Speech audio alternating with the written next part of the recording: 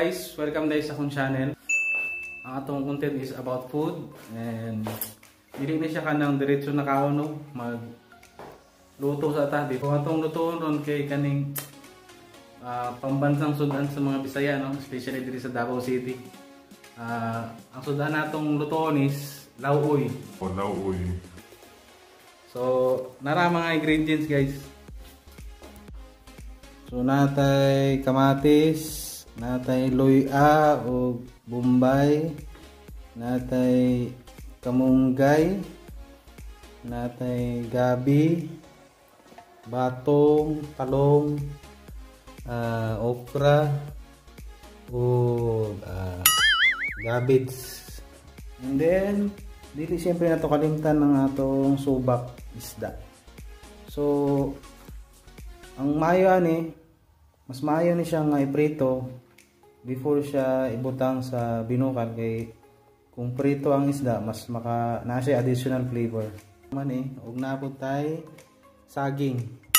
So kaning saging ang buhaton ani kaning saging wala ni labot sa looy. Kauno lang jud na ako kay gutom.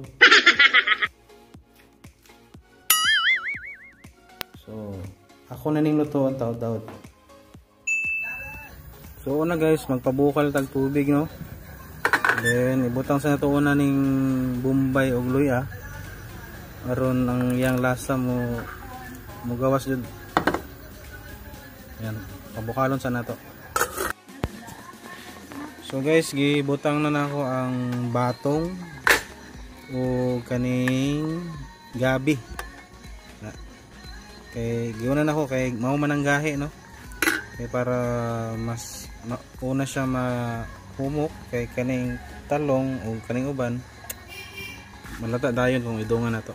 So pahumokon sa nato ni. So ibutang na nato guys ang okra kay medyo gahi-gahi pod ni. So ibutang na po nato ning gabids. Patay, napuno na. Napuno na. Patay. So guys, gipa-adaptin sana ako ng kasurola kay gipito sana to ning katong subak. So after ani ibutang natin siya dire sa ato ang kasurola. So guys, na human nagprito ning isda. Then ato na siyang ibutang dire sa atong pinabukalan. Kung makita ninyo ang isda, wala na akong giputol-putol kay gituyo na ako ni kay para dili siya mabungkag balik. Ang purpose lang ani makahatag og flavor sa atong sinabaw, no. Duha lang akong ibutang guys para naalan siya lasa.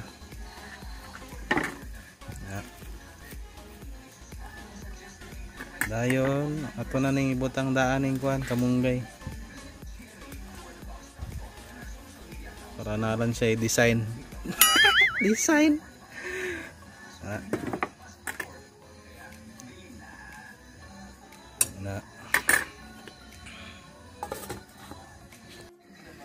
So luto na siya guys. Ibutang na nako ang kamatis. So gibutangan po na akong asin o mga pampalasa.